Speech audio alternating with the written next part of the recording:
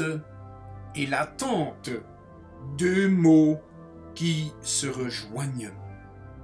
Dans le passage de l'Épître aux Hébreux, qui décrit la vie des patriarches, on dit d'Abraham qu'il est parti sans savoir où il allait.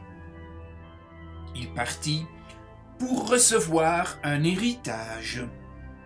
Mais comme dit le texte, il est mort sans avoir obtenu les choses promises, mais il les a vues et saluées de loin, en confessant qu'il était étranger et immigrant sur la terre.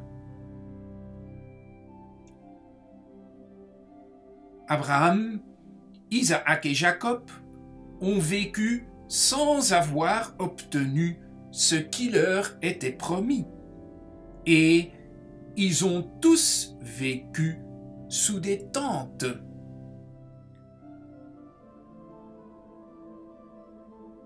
Dans cet épître, l'attente et l'attente se rejoignent pour décrire la vie des hommes qui ont été des modèles de foi. Pour eux, la foi n'a pas été une marche qui les a fait aller de réussite en bénédiction et de succès en victoire. La foi était une attente. Oui, une attente, un désir, une espérance. Le propre de l'homme de foi est qu'il sait garder les mains ouvertes.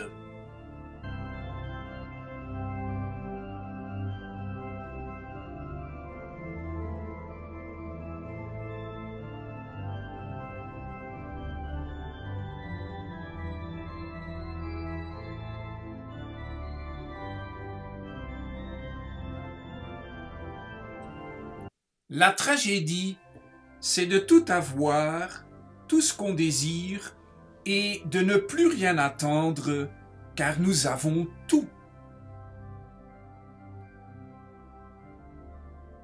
Quelle est la différence entre Dieu et le Père Noël? Lorsqu'on écrit au Père Noël, on lui demande tout ce dont on a envie, alors que lorsqu'on s'adresse à Dieu dans la prière, on commence par se taire.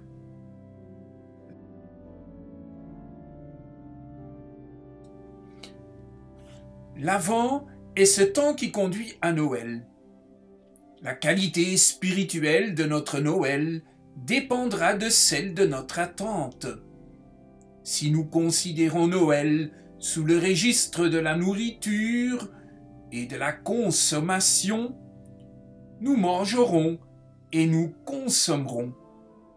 Mais si nous préparons Noël comme un temps de retrouvailles et que nous attendons à Noël ce temps où Dieu est entré dans notre monde, alors nous pourrons l'accueillir dans notre vie et dans notre fête.